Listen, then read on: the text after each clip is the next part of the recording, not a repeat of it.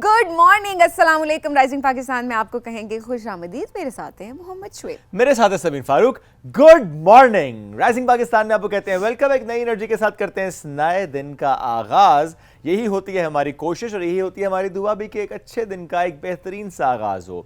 अच्छा, and during the day बहुत सी चीज़ें जो चल रही होती हैं, जैसे कि हम कल की बात करें, ड्यूरिंग ऑल द डेज जो कि हम स्पेंड कर रहे होते हैं उसकी बात करें तो सम डेज बड़े अच्छे गुजर रहे होते हैं, some days you feeling some down moments, और उसके बाद आप फील करते हैं कि ऐसा क्यों हो रहा है।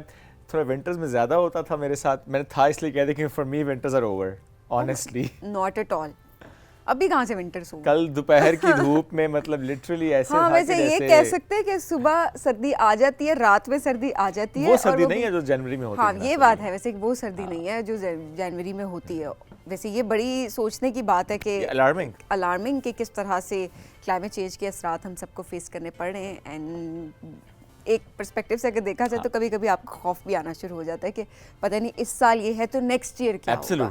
बहुत सालों का जब हम जिक्र कर रहे होते हैं ना, कितने सालों बाद ये होगा। अब तो हम हर साल एक इतना ह्यूज इम्पैक्ट देख रहे होते हैं कि ऑब्वियसली वो हम सब नोटिस कर रहे होते हैं। Absolutely. एनी हाउ जी, वैसे जनवरी की जो आप बात करें, बड़ा लंबा नहीं हो गया? आप जनवरी लंबे होने की बात करें, मुझे जनवरी का हर हफ्ता लंबा लगना शुरू हो गया। मैं ये कह रही हूं, बल्कि मीम्स बनना शुरू हो गया सबीन के, इतना पूरा 2024 बड़ा नहीं था जितना जनवरी बड़ा हो गया। बड़ी अजीब सी बात है। आज तो आखिरी दिन है जनवरी का। हाँ, लेकिन खत्म ही नहीं हो रहा। हाँ, हो गया, कर दिया। आज भी मुझे सुबह से लग रहा है पता नहीं कितना कब से मतलब दिन शुरू हुआ हुआ है। बट आई डोंट नो, कभी कभी होता है कि साल के कुछ महीने ऐसे होते हैं जहाँ पर आपको लगता है कि शायद वो टाइम ही नहीं गुजरा, टाइम रुक गया है या इतना कुछ ड्रैग हो गया और आपको नहीं समझ आ रही होती आप इसके अलावा क्या करें। तो या इट हैपेंस। एनी हाउ, आज का वैसे आज आप सुबह मुझसे कुछ जिक्र भी कर रहे थे। हाँ, मैं आपसे एक सवाल कर रहा था जो कि मेरी आदत होती है, मैं सबीन से ज़रूर कुछ सवाल सुबह सुबह करता हूँ, चाहे ऑन एयर करूँ चाहे मैं ऑफ एयर कर रहा हूँ। सो हम बात करते हैं कि दिन में जब भी आप किसी से मिल रहे होते हैं, कहीं बैठे होते हैं, ऐसी कौन सी बात होती है किसी की जिससे आपको एक अंदाज़ा होता है कि there is a jealousy factor, हसद है या कोई ऐसी चीज़ है जो कि नेगेटिविटी क्रिएट कर रही है। तो what do you think Sabeen, ऐसी कौन सी बातें होती हैं? तुम्हें क्या मतलब वो बता रही हूँ जो लोग कह रहे होते हैं, लोग जो कह रहे होते हैं, लोग ये कह रहे होते जी तुम्हें क्या, तुम्हारे पास तो ये है, तुम्हें क्या मसला, तुम कैसे ये फील कर सकते हो, ओ हो तुम्हें तो मिल गया, हमें तो नहीं मिला। मतलब ये एक जो फैक्टर होता है ना, हसद का एलिमेंट जो आपको लोग इस नज़रों से देख रहे होते हैं। देन अच्छा, मेरे ऊपर इसका बहुत बुरा इम्पैक्ट होता है। मुझे नहीं पता, I don't know about you, आप लोग भी अपने एक्सपीरियंसेस शेयर करें, बट मेरे साथ अक्सर ये होता है कि कोई मेरा इवेंट आ रहा होता है और कुछ भी ऐसी कोई चीज़ होती है और अगर मैं कोई किसी ऐसी महफिल में जाती हूँ जहाँ पर नेगेटिविटी होती है, जहाँ पर हासिदीन बैठे हुए होते हैं, मेरे ऊपर उसका एक बहुत बुरा इम्पैक्ट आता है। या मैं बीमार हो जाती हूँ, या मेरे उस काम में रुकावट आ जाती है, या मैं बेजार हो जाती हूँ, मेरा इंटरेस्ट नहीं होता, या मैं उस तरीके से उस काम को डिलीवर नहीं कर पा रही होती। सो इट हैपन्स, मेरे अंदर चिड़चिड़ापन आ जाता है, मुझे गुस्सा आने लगता है छोटी छोटी चीज़ों पे। एंड वो एक ऐसा इम्पैक्ट होता है जिसको मैं ओवरकम करने की भी कोशिश करूँ तो नहीं, और मुझे कोई रीज़न नज़र नहीं आ रही होती। तो मेरे ख़्याल में इसका बहुत बुरा इम्पैक्ट कुछ लोगों के ऊपर हो जाता है। बट आई डोंट नो कि जो हासिदीन होते हैं उनके ऊपर भी कोई इम्पैक्ट होता है इन चीज़ों का। उनको मालूम ही नहीं समटाइम्स होता सबीन के वो हसद कर रहे हैं। लिटरली ये भी होता है, उनको लगता है कि वो जो बात कर रहे हैं नॉर्मल सी बात है। समटाइम्स उनको ये भी लगता है कि नहीं, उनके साथ नाइंसाफ़ी कोई होगी। अच्छा, मैं इस पर एक ही बात हमेशा करता हूँ कि प्लीज़ रब की तकसीम पे सवाल नहीं करते। एक तो एक मेहनत करनी चाहिए, सबको मेहनत करनी चाहिए, और आपको नहीं पता किसी की लाइफ में क्या चल रहा है। समटाइम्स अपरेंटली आपको सब कुछ बहुत अच्छा लग रहा होता है, बहुत बेहतरीन लग रहा होता है, बट उसकी ज़िंदगी में क्या चल रहा है, उसकी क्या स्ट्रगल्स हैं, क्या परेशानियाँ हैं, ये आपको नहीं पता होता, ये उसे ही मालूम होता है। अच्छा, इसका मेरे पास एक सोल्यूशन होता है सिंपल सा। सो इन एनी सच सिनेरियो जहाँ पे आसपास ऐसा माहौल में कोई ये सवाल रखे या ये बात करे कि अच्छा मेरे पास ये नहीं है और उसके पास ये क्यों है, या मेरे पास ये नहीं है तो उसने ये कैसे हासिल कर लिया, तो एक तो मैं ये जुमला ज़रूर से कहता हूँ कि प्लीज़ रब की तकसीम में सवाल मत करो। दूसरी मैं बात इसे अगर मेरे पर्सपेक्टिव से हो जाए कि मुझे ये बात कही जाए कि अच्छा यार आपके पास ये चीज़ है या आपने ये कर लिया, मैं कहता हूँ यार वो भी काम ख़राब है, वो भी काम ख़राब है, वो भी नहीं है, वो भी मसला। मैं 4 मसले गिनवा के तसल्ली से रोज धो के आ जाता हूँ। मैं कहता हूँ वो रात को सोचेगा यार शुएब के तो बड़े मसले हैं। So that's what I do actually. लोग हज़म करना बंद कर देंगे। सही बात है वैसे, बिल्कुल। अच्छा, ये जो आपने बड़ी इंपॉर्टेंट बात यहाँ पे की है शुएब के, वो कहते हैं ना कि उसके पास तो ये हमारे पास, क्योंकि रब की तकसीम पे वाकई आपको सवाल नहीं करना चाहिए। अपनी बड़ी अच्छी बात की है, क्योंकि अल्लाह वही देता है जो आप डिजर्व कर रहे हो। नहीं सिर्फ इसमें एक बात और भी देखें, एक वो चीज़ होती है कि शुएब, एक ये वाली चीज़ भी होती है ना कि आप ने उतनी मेहनत की है तो आपको वो चीज नहीं, मिली इसमें मेरा एक और पर्सपेक्टिव है। रब देकर भी आजमाता है और रब लेकर भी आजमाता आजमाता है। दैट्स है। Very true. तो मैं यही देखिए, बात कर रही होती हूँ कि उस सिनेरियो में बिल्कुल। जो अल्लाह को आपके लिए बेहतर लग रहा बिल्कुल होता है ऐसे वो ही। आपके लिए वो ही करता है, वो कभी देकर या कभी लेकर। ज्यादा तो देगा आज ज्यादा देने सवाल वाली होगा, दैट्स वेरी ट्रू। तो इसलिए दैट्स एन इशू एक्चुअली। और ये बहुत बड़ी एक रिस्पॉन्सिबिलिटी होती है आपके ऊपर। तो कभी भी आपको हसद नहीं करना चाहिए। आप अचीवमेंट किसी की देख रहे हैं, किसी को ये मिल गया है, लेकिन वो उसको कैसे मिला है, उसके लिए उसने कितनी बिल्कुल। मेहनत की है, कितनी स्ट्रगल है उसके पीछे, क्या बैकग्राउंड है किसी की ज़िंदगी का, you never know. So please किसी को जज ना करें, हसद ना करें, किसी की खुशी में खुश हों। और अगर आपको लगता है कि आपके पास वो चीज़ नहीं है तो कोई बात नहीं, आप मेहनत करें, अल्लाह आपको भी देगा। और जिसके आपको पास हो सकता है उससे डबल ज्यादा दे दे। आपको नहीं पता कब आपके लिए क्या लिख दिया गया है, कब आपको क्या मिलना है और कितना मिलना है। So please be patient, work hard, keep moving, keep going, और आपको बहुत कुछ मिलेगा। सो किसी की टांग नहीं खींचनी, मेहनत कर, किसी हसद के ना कर। लिए किसी के लिए कोई रुकावट नहीं आपने कायम करनी। खुद भी आगे बढ़ना है, लोगों के लिए रास्ता आसान भी करना है। तो ये है हमारा आज का राइजिंग पाकिस्तान, इस पर हमें आज बात भी करनी थी, लेकिन इसके साथ साथ बहुत ही अमेजिंग मेहमान साथ मौजूद होंगे। Inspiring stories are with us today again, तो जिनसे आपकी मुलाकात कराएंगे। लेकिन इस ब्रेक के बाद रहिए हमारे साथ। ये है राइजिंग पाकिस्तान।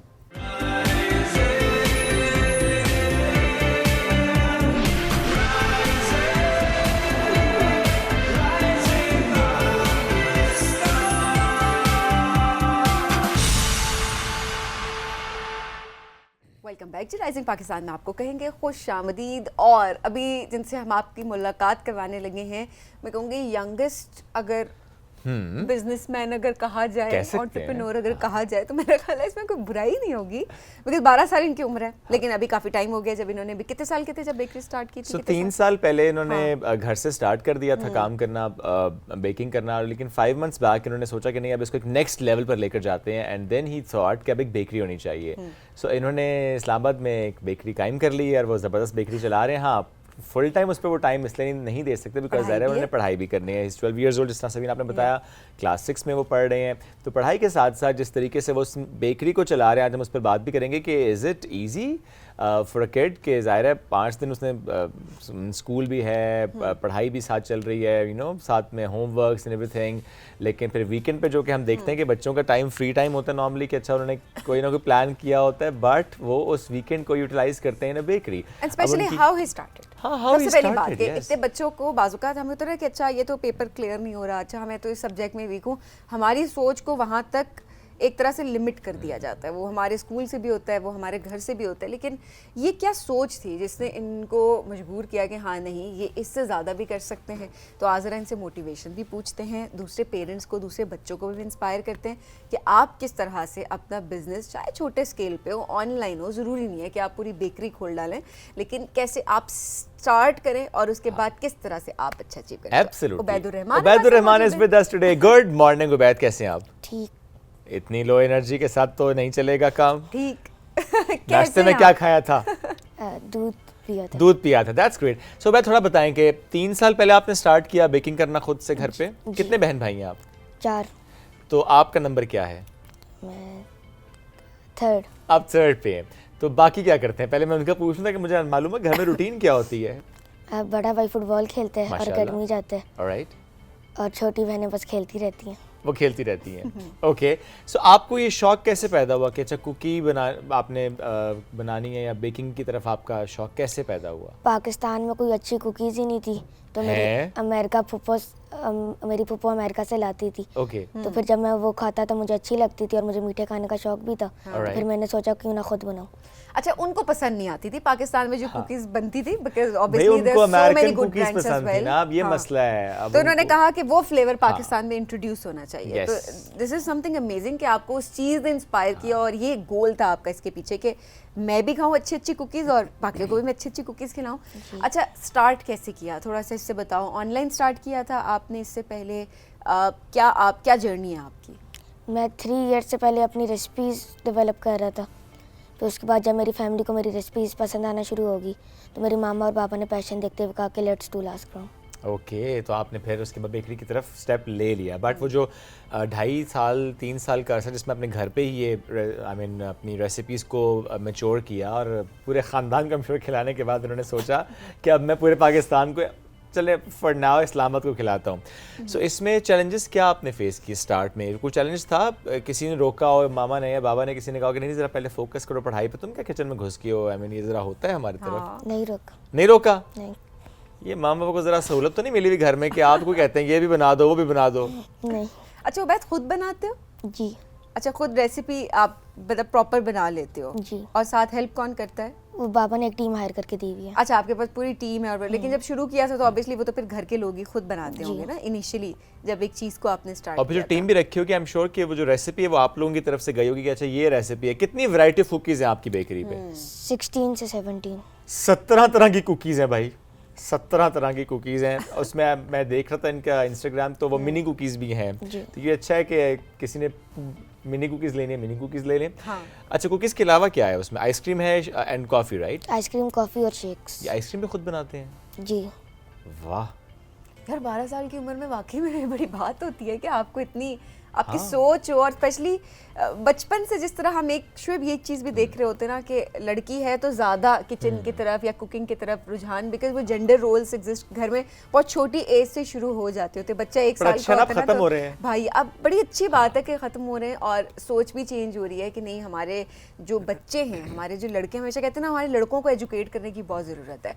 तो आप शुरू से ही उनका शौक दें या उनके अंदर उस शौक को डेवलप करें, सो दैट कोई भी प्रोफेशन हो तो उसमें जेंडर रोल्स नहीं होते। और एक बड़ी अच्छी बात यह है कि पता नहीं मुझे शायद क्रिटिसाइज़ किया जाए इस बात पे, बट आप देख रहे होते हैं कि बड़े जो एक्सपर्ट शेफ्स हैं वो मेल्स होते हैं काफ़ी सारे। That's true। तो माने ना फिर, तो माने ना फिर तो मैं तो हर मैदान में। मैं चाहती हूँ कि आप लोग माने, आप लोग मानेंगे तो हम किचन से औरतों की जान छुटेगी। मतलब पूरा दिन रहते किचन में आप हैं लेकिन शेफ अच्छे मेल्स हैं, तो देख लें फिर ये तो हम यही कहते हैं कि आप में ज्यादा सलाहियत है इस चीज की, तो प्लीज आप लोग किचन में, हमें नहीं आती कुकिंग। यानी आप लोगों ने कहा कि कुकिंग भी नहीं करनी? मैं तो घर में हम वैसे बहुत कुछ कर रहे होते, कुकिंग चले आप लोग कर ले अच्छी बात होती है। मैं तो चाय भी नहीं अच्छी बनाती कभी घर में, वो घर वाले सुन रहे हैं, लेकिन मैं कभी चाय भी नहीं अच्छी बनाती क्योंकि एक बार अच्छी बनाती तो पीछे पड़ जाएंगे सारे के बार बार। हाँ ये असल वजह है कि सबीन ने कहा कि अगर मैंने कोई एक चीज अच्छी बना ली तो घर वालों ने कहना ये चीज सबीन बहुत अच्छी बनाती है। मुझे आती नहीं है, मैं बनाती नहीं हूँ कह दो। जस्ट के मुझे बनाने का कुछ शौक नहीं। आपके हाथ में जायका हमेशा से था? जी। मतलब जब आप कुछ बनाते थे तो घर वाले सबसे पहले तारीफ करते होंगे ना कि उबैद के हाथ में बहुत जायका है, ये भी हमें बना के दो, वो भी हमें बना के दो। नहीं ये तो नहीं बोला। ये नहीं बोला? अच्छा क्यों नहीं बोला बताइए जी। ये हम पूछेंगे उनकी फैमिली से। कुछ तस्वीरें आपको दिखाते हैं जो उबैद जिस तरीके से उनका काम है। ये देखिए कि it's grand setup, I must say that. और उसमें जो कुकीज़ वो बना रहे हैं, जिसमें हमने कहा कि 16-17 टाइप्स ऑफ कुकीज़ वो बनाते हैं, जिनकी रेसिपीज उन्होंने मैच्योर की। And after hiring a team उसके ओह वाओ, आई मीन ये फोटोग्राफी कौन करता है इसकी? ये तो बड़ी जबरदस्त फोटोग्राफी हुई हुई है। उबैद कौन? मार्केटिंग वाले। मार्केटिंग टीम प्रॉपर हायर की हुई है। कितने लोग हैं आपके इस टीम में? 20। सो इसको आप खुद डील करते हैं मोस्टली इस टीम के इश्यूज को, या कि आपके फादर डील कर रहे होते हैं? बाबा डील कर रहे होते हैं। मतलब उन्होंने कहा कि ठीक है तुम सपोर्ट जरूर करो चीजों में, लेकिन अगर सब कुछ तुम करोगे तो फिर पढ़ाई कौन करेगा? और ऑब्वियसली आगे चल के तो उबैद ने ही प्रॉपर्ली इसको संभालना होगा। तो अभी ये है कि अच्छी बात होती है कि बड़ों की ट्रेनिंग है, सो दैट आपको लॉस ना हो उस तरीके से। वैसे लॉस से डरना तो नहीं चाहिए, लेकिन आपने जब आप पूंजी लगा दी होती है एक बिजनेस में, तो आपकी कोशिश ये होती है कि आपको कम से कम लॉस हो या लॉस बिल्कुल ना हो। ऐसे इट लुक्स सो यम्मी। ये अब जाके ट्राई करना पड़ेगा। सो उबैद वीकेंड पूरा बेकरी पे? जी वीकेंड्स पे उधर ही होता हूँ। ऑलराइट। कभी कोई ऐसा इशू जो कि आपने फेस किया और फिर आपने खुद डील किया? हो सकता है ना समटाइम्स बाबा ना हो आसपास और अब आपने कहा खुद डील करना है, तो ऐसी कोई चीज़ जो हुई हो? नहीं। ऐसे कोई टफ कस्टमर आ गया और सबीन की तरह का ये ठीक नहीं है चीज़, इसमें चीनी कम है, इसमें नमक तो नहीं, मीठा ये सब, इसमें चीनी कम है, इसमें क्रीम ज़्यादा ऐड कर दी है, या इसमें मीठा ज़्यादा कर दिया है, ऐसे कोई ऐसे आते हैं क्रैंकी किस्म के कस्टमर्स? कुछ होते हैं। So how do you deal with them? हाँ वो मैनेजर अंकल करते हैं। देखिए ना, उन्होंने कहा जिसका काम है वो करेगा। उन्होंने हर बंदा उसकी जॉब के हिसाब से उन्होंने प्लेस किया है कि फाइन अगर ऐसा इशू का तो ये डील करेगा, बट बिहाइंड एवरीथिंग वो आइडिया उनका, उस पर काम उनका, रेसिपीज उनकी। Because at the end of the day जब रेस्टोरेंट की हम बात करें या कैफ़ेज़ की बात करें या किसी भी कुजीन की बात करें, तो वो जो रेसिपी होती है वो मैटर कर रही होती है। और अगर उनकी रेसिपी अच्छी है तो ज़ाहिर है बाकी चीज़ें तो फिर साइड पे हैं, लेकिन हाँ साथ साथ सीख भी रहे होंगे ज़ाहिर है as an entrepreneur, as the youngest entrepreneur in this industry, तो आप सीख भी रहे होते हैं कि अच्छा आहिस्ता आहिस्ता आपने खुद इसको चलाना भी है। तो आपका ख्वाब क्या है वैसे, इसी तरह से एज एन एंटरप्रेन्योर ही आगे जाना है या कि कुछ और करना चाहते हैं ज़िंदगी में? इसको मैं पाकिस्तान का नंबर 1 ब्रांड बनाना चाहता हूँ। नंबर 1 ब्रांड ऑफ पाकिस्तान, यानी Nice. आप इसे पाकिस्तान की कौमी कुकी बनाना चाहते हैं? कौमी कुकी ऑफ पाकिस्तान वो होता है ना, हर चीज़ को आप साथ अटैच कर रहे होते हैं ना, सही जैसे बात अगर है। डिश की बात करें तो लोग कहते हैं जी biryani. National cookie of Pakistan, but obviously उसके लिए आपको स्टेट के अप्रूवल्स चाहिए होंगे एंड ऑल दैट। एनीहाउ अच्छा, जोक्स ख्वाहिश अपार्ट, करने में क्या मसला और एग्जैक्टली मैं तो ये देखिए हम ये कहते हैं ना अपनी यंग जनरेशन से कि आप ख्वाब देखें, बिल्कुल। उस स्टैंडर्ड को मीट करें सो दैट आपके वो ख्वाब पूरे हों, बिल्कुल ऐसे ही आपको है। कहीं पर कोई मसला ना पेश आ रहा हो। सो ये बड़ी प्यारी सी चीज़ होती है कि आपने गोल सेट किए एंड देन आपने सिर्फ उसको अचीव करना है। सो ये बड़ी ज़बरदस्त एक चीज़ होती है। अच्छा बट बाकी बहन भाइयों को भी शौक है या सिर्फ आपका ही शौक है ये? शौक मुझे ये, उनको, मेरे बड़े भाई को फुटबॉल का शौक है। अच्छा अब बहनें वैसे खेलती रहती हैं अच्छा, पढ़ाई में कभी मुश्किल होती है या बैलेंस किया हुआ है किस तरीके या से? टीचर को कुकी का एक बॉक्स चला जाता है? नहीं। क्या नहीं क्या नहीं क्या? हाँ तो बैलेंस आराम से हो जाता है विद रूटीन, यानी स्टडी भी और ये सब चीज़ें भी। जी। तो पूरे दिन की रूटीन वैसे क्या होती है? वीक डेज की मैं बात कर रहा हूँ जिसमें आप ज़ाहिर है स्कूल भी जा रहे हैं, तो उसके बाद क्या रूटीन होती है? स्कूल से आके मैं किचन को विजिट कर लेता हूँ ऑलराइट, और उसके बाद फिर कारी साहब सर वगैरह से पढ़ता हूँ। सारी वो रूटीन जी। होती है। तो जो आइसक्रीम की आपने इससे पहले बात की थी कि वो होममेड है, ये भी रेसिपी आपकी अपनी है? जी। अभी तो फूफो नहीं लाई होंगी ना यूएस से? नहीं, तो आइसक्रीम में क्या मसला था?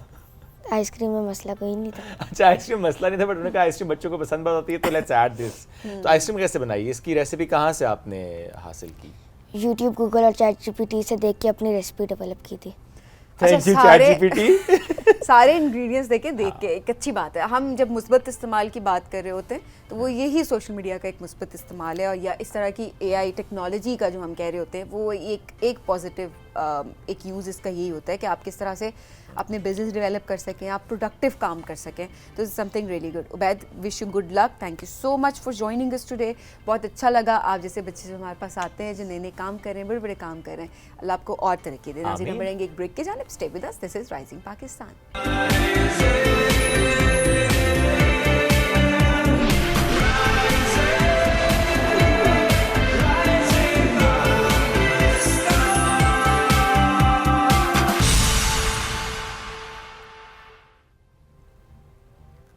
Welcome back to Rising Pakistan. आज हम बात करेंगे सक्सेसफुल एंटरप्रेन्योर्स की, जो कि इससे पहले भी हमने बात की ना, एज एन एंटरप्रेन्योर एक बच्चे की हमने बात की। हम अक्सर देखते होते हैं बिजनेसमैन की बात करें, एंटरप्रेन्योर्स की बात करें, किसी भी स्टार्टअप की बात करें, तो उसमें ज़ाहिर है बड़ी स्ट्रगल तो होती है, but at the same time बहुत से लोग ये बात भी करते हैं कि अच्छा हमने ये स्टार्ट किया, हम फेल हो गए, हमने ये स्टार्ट किया, हम फेल हो गए। वैसे मेरी तो इस पर ज़ाती राय ये होती है कि फेलियर से आप नहीं घबराना चाहिए आपको। It's a step towards success. Just keep going, keep moving, keep working hard. At the same times हमें अपनी गलतियों से सीखना भी होता है। कुछ ना कुछ तो ऐसा होता है जो कि अगर हम बेहतर कर लेते या कर लें तो हम बेहतर तौर पर आगे बढ़ सकते हैं। सो आज का हमारा मौजू भी कुछ ऐसे ही, कितने आपको कैसे आपने चैलेंजिंग फेज से आगे निकालना होता है। स्पेशली अब हम किसी भी जॉब पर्सपेक्टिव से देखें या किसी बिजनेसमैन के पर्सपेक्टिव से देखें, तो कैसे आपने सीखना होता है, अच्छा, कैसे अपने आप पर काम एक करना चीज़ होता है। ये भी होती है कि आप हमें लगता है कि हमें सब कुछ आ रहा होता है, या आप एकदम से इतने चार्ज होते हैं कि चलें हमें ये बिजनेस स्टार्ट करना है। और अगर आप वो बिजनेस स्टार्ट करने लगते हैं, आपके पास एक ट्रेनिंग नहीं होती, आपके पास स्किल्स नहीं है। सो जाहिर सी बात है आपको लॉस, ठीक है, फेलियर से नहीं डरना चाहिए, बट अगर आप जानबूझ के अपने ऊपर काम ही नहीं कर रहे और बस आप अंधाधुंध चलते जा रहे हैं, आपकी कोई स्ट्रैटेजी नहीं है, देन ऑब्वियसली आप लॉस करेंगे अपना, जो कि ना हो तो ज़्यादा बेहतर ज़रूर हो रहा होता है कि आप लॉस की तरफ ना जाए। तो आज हम बात करेंगे कि ट्रेनिंग्स कितनी इंपॉर्टेंट है, वर्कशॉप्स कितनी इंपॉर्टेंट है। स्पेशली आज उस शख्सियत से हम आपकी मुलाकात करवाएंगे जो कि डिफरेंट वर्कशॉप्स करवाते हैं कि किस तरह से आप अपनी सेल्स को बेहतर कर सकते हैं, किस तरह से आप एक अच्छे एंटरप्रेन्योर बन सकते हैं, किस तरीके से आप अपनी ज़िंदगी का मकसद वो आप डिफ़ाइन कर सकते हैं। उनका अपना 23 साल तजुर्बा भी है, तो आज उनसे सीखने की कोशिश की। बड़ी बात होती है कि कोई अपना तजुर्बा शेयर कर रहा होता है, बिकॉज जब कोई अपना बिजनेस रन कर रहा है, जो अपना काम कर रहा है, हम अक्सर देख रहे होते बोला कहते हैं हम किसी कोई हमसे आगे ना निकल जाए। बट इस तरह के जो लोग होते हैं ये हमारे लिए ब्लेसिंग होती है, सो दैट हम उन लोगों से सीख सकें, सो दैट वो गलतियां ना करें जो कि वो सीख कर यहाँ तक पहुंचे। एब्सोल्युटली। तो जो आपने बात की, असद मलिक ने आज हमें ज्वाइन किया है, कई साल का तजुर्बा है और सिर्फ एक साल में 23 वर्कशॉप्स वो करवा चुके हैं। So as a trainer, as a motivational speaker, as a coach, कैसे वो अपने इस करियर को लेकर चल रहे हैं, लोगों के करियर को आसान करते हैं, आज हम इस पर बात करेंगे। अस्सलाम वालेकुम, गुड मॉर्निंग असद, कैसे हैं आप? वालेकुम अस्सलाम जी, ठीक ठाक, आप सुनाइए? अल्हम्दुलिल्लाह बिल्कुल ठीक ठाक। जिंदगी कैसे चल रही है? अल्हम्दुलिल्लाह, Allah has been very very kind, माशाल्लाह, and thank you for having me today. Thank you so much. What keeps you going? ऐसी क्या चीज़ है जो कि आपको बहुत मोटिवेटेड रखती है?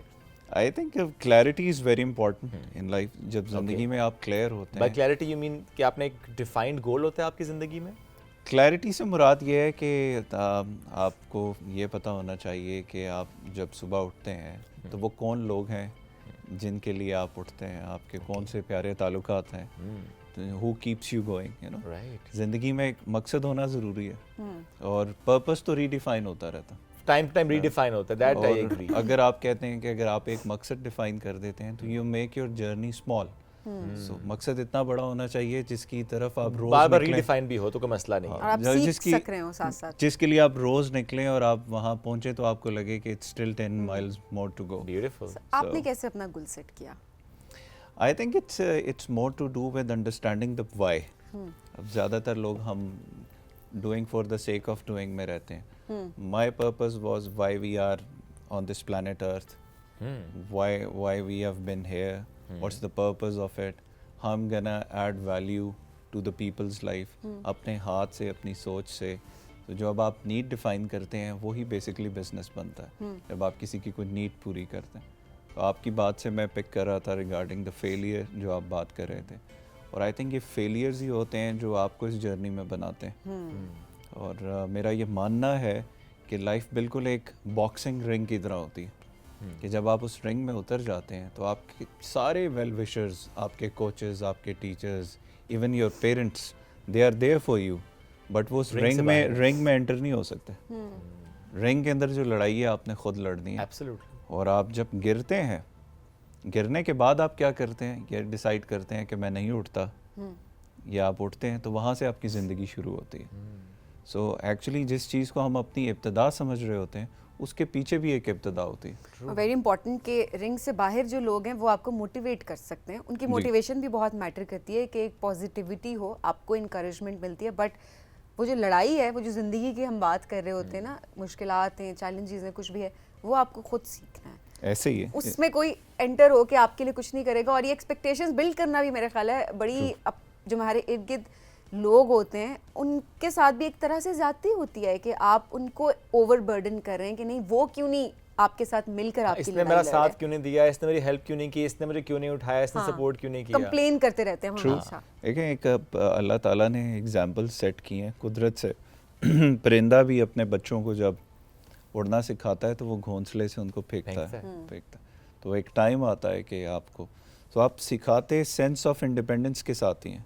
When you know it's only you, eight the end of the day ये मैंने करना है और इसको खुद बिल्ड करना है, क्योंकि हम सब काम टीम वर्क में करते हैं जिस तरह से, लेकिन at the end of the day journey हर एक की अपनी अपनी। सही बात आपकी है। अपनी जर्नी है, बिल्कुल ऐसे ही है। आपकी अपनी, आपके अपने शौक तो हैं। हर कोई अपनी लड़ाई भी तो लड़ रहा है ना, हमें इस चीज़ को भी देखना चाहिए। जब आप भी किसी की नहीं लड़े तो कोई आपकी क्यों लड़ेगा। एनी हाउ, ट्रेनिंग्स कितनी इंपॉर्टेंट होती हैं? आप अपना कोई बिजनेस स्टार्ट करने लगे हैं, सेल्स की बात हो या ओवरऑल कोई भी आपने अपना गोल सेट किया हुआ है, ट्रेनिंग लेना, अपने आप को वेल इक्विप्ड करना, ये कितना इंपॉर्टेंट? और स्पेशली उनके लिए जो कहते हैं मुझे तो सब पता है। आई थिंक ज़िंदगी के हर पहलू के ऊपर ना एक उस्ताद का होना और एक टीचर का होना, एक मुर्शद का होना, एक मेंटोर का होना बहुत इम्पोर्टेंट है। और बहुत से लोग कहते हैं even a true seeker learns from a false teacher. So मेरा ये मानना है कि आपकी सीखनेस में सच्चाई होनी चाहिए। व्हेन यू हैव दैट, सो आप इतना सेल्फ ड्रिवन हो कि शायद मैं यहाँ से जब एंटर हुआ स्टूडियो में, so I had a very good discussion with the makeup artist as well. So I was able to learn few things, so I was able to find my teacher in those 2 minutes, maybe in 30 seconds I learned from him as well. So मेरे ख्याल में जो एक trainer होता है वो बहुत अहम होता है, और ये बिल्कुल ऐसे होता है जिस तरह से मैं हमेशा ये बात कहता हूँ कि ट्रेनर वसीम अकरम और रमीज़ राजा का मिलाप है।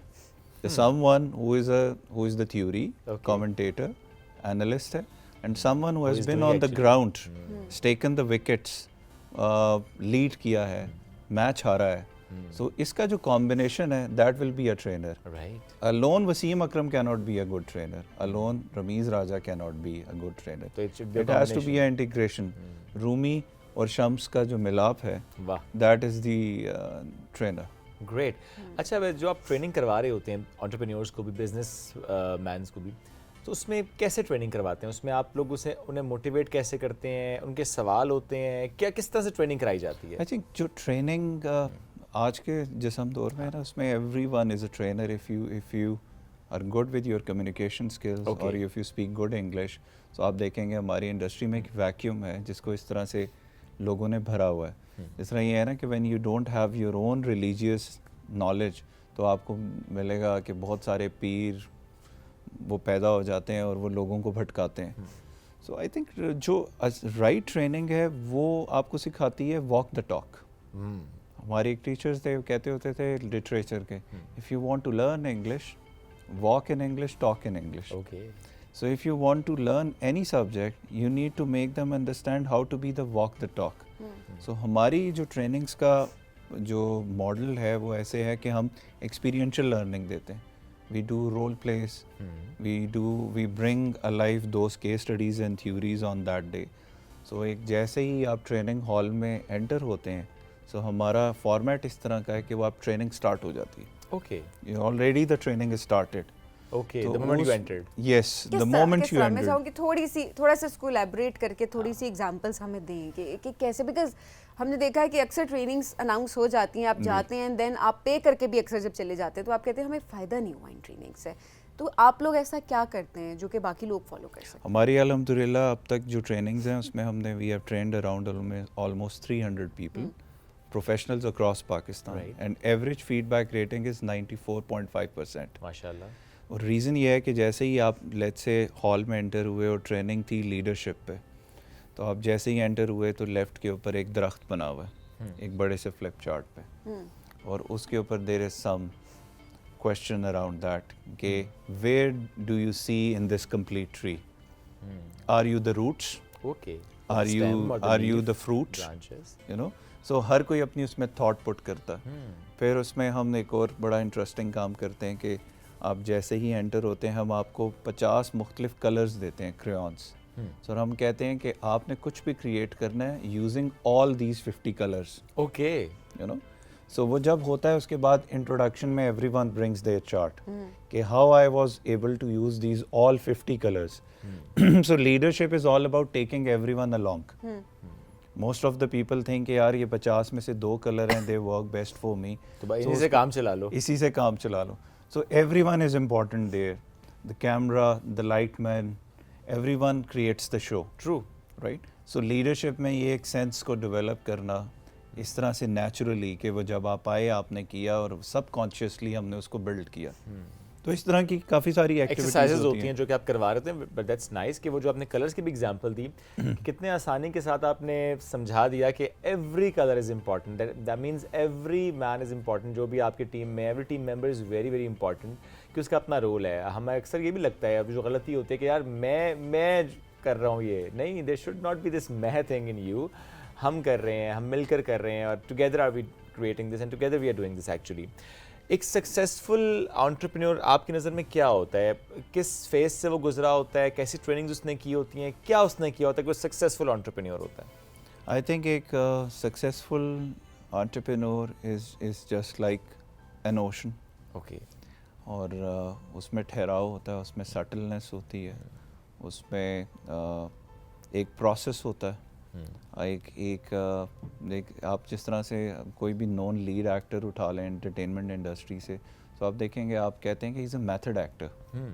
तो उसमें एक मेथड होता है. जिस तरह एक अच्छा खाना जो है, अगर आप वो तेज़ आंच पे पकाते हैं जिसको 4 घंटे चाहिए और आप कहते हैं नहीं लेट्स हैव जल्दी. कोई जल्दी, तो वो 15 मिनट में बन तो जाएगा लेकिन उसकी वो एसेंस नहीं बिल्कुल ऐसे ही आएगी. है. तो वो जो पक के फ्रूट बनता है ना with the time, I think एक सक्सेसफुल बंदे की सबसे बड़ी एसेंस ये होती है कि वो प्रोसेस ओरिएंटेड होता है. He understands what's going on the ground zero. He understands because he has been through all those 14 floors and now is sitting on the 14th floor. अब वो 14th फ्लोर पे बैठा हुआ है, बट वो understand करता है उस सारे प्रोसेस को फ्रॉम सारे डे phases फर्स्ट. को. यस, सो आई बिलीव ये बहुत इम्पोर्टेंट है. और इस पे दो आई राइट एज वेल, तो उसमें मैंने कहीं से किसी एक राइटर की बड़ी अच्छी बात सुनी थी. कि सेट के लहरों में शोर है और समुंदर खामोश. पता है क्यों?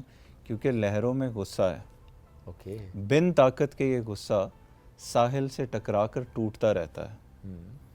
पर समुंदर में ताकत है. जिस दिन समुंदर को गुस्सा आ गया, उस दिन पूरे का पूरा शहर खा जाएगा That's true. और नए किनारे बनाएगा. इसलिए समुंदर को शहर को समुंदर का डर रखना चाहिए. कमाल. Very nice.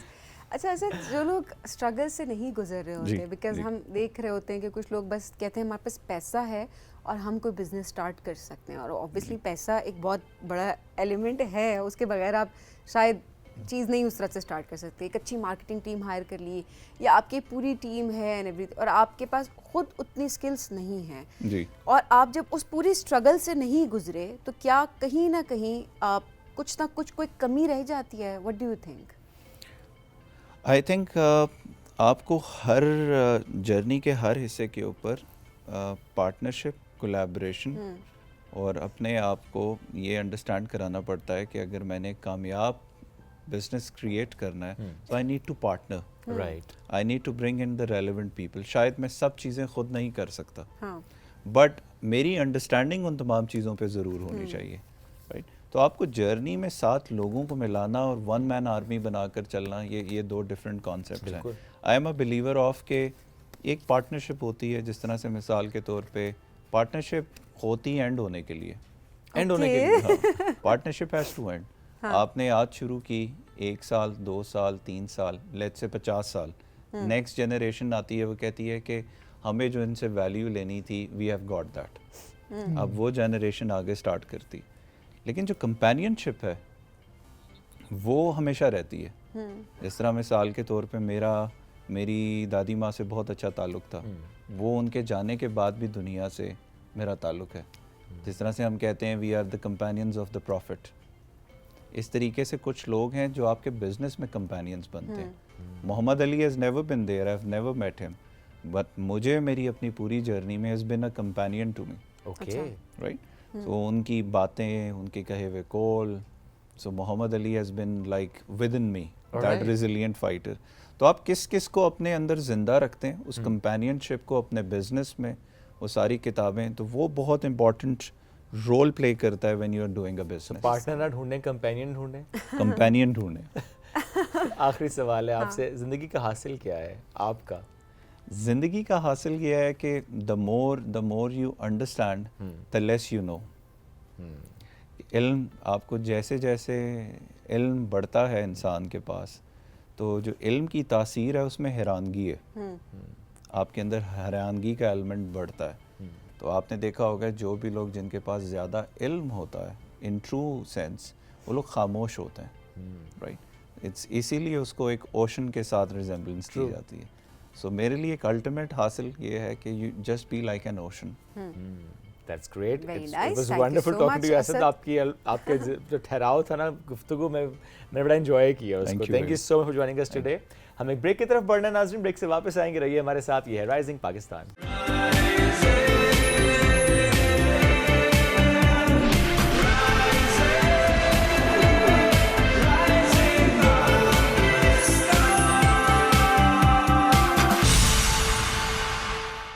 Welcome back. मुस्कुराइए. मुस्कुराना बड़ा इंपॉर्टेंट होता है. समटाइम्स लोग नहीं मुस्कुरा रहे होते. कैसे मुस्कुराएं जब उनके दांत टेढ़े मेढ़े हों, दांतों का रंग पीला हो, तो वो कॉन्फिडेंस ही नहीं आ रहा होता ना. वो एक टेंशन हो रही होती है कि अब हम क्या करें. अच्छा, कुछ लोग अपनी हाइजीन को बहुत बेहतर रखने की कोशिश कर रहे थे क्योंकि ओरल हाइजीन बहुत अच्छी रहे, लेकिन फिर भी वो कहते हैं कि हमारे मुंह से स्मेल आती है और बहुत अजीब सी स्मेल आ रही होती है और they don't know what to do. और ऐसी कोई बात नहीं कि वो लोग गंदे रह रहे होते हैं या ऐसी, क्योंकि अक्सर हम सोसाइटी में देख रहे होते हैं शुएब, ये प्रेशर हो जाता है कि अच्छा ये तो गंदा है, इसके पास ना बैठे, उसके दांत तो पीले हैं. वो कुछ लोगों के दांतों का हुआ टेक्सचर होता भी होता है, पेल हाँ। है वो थोड़ा सा, it's समटाइम्स आप perfectly डी fine। कलर हो जाते हैं आपके दांत। हाँ। तो आज हम इस मौजूद पर गुफ्तगू करेंगे। एक तो ये जो सबीन आपने पॉइंट रेज किया कि वो डी कलर हो जाना या बैड ब्रेथ यानी मुंह से बदबू का आना, लेकिन इसके साथ साथ जो ज़्यादा हम इश्यूज आजकल देखते हैं स्पेशली बच्चों में, मैं ये कहूँगा कि सबीन बच्चों के दांत टेढ़े मेढ़े आ रहे होते हैं, और पहले की निस्बत अगर हम देखें तो ये इश्यूज बहुत कॉमन होना शुरू हो गए हैं, जिसकी एक वजह शायद वाकई वो है कि पहले वो होता गन्ना आपने लिया छीला दांत से, अब वो चक्कर नहीं रहा, तो अब वो बच्चे सॉफ्ट डाइट और उस दांतों चक्कर का में ना इस्तेमाल नहीं हो रहा, दांतों का इस्तेमाल नहीं सही तरीके से हो रहा, तो गड़बड़ हो रही है।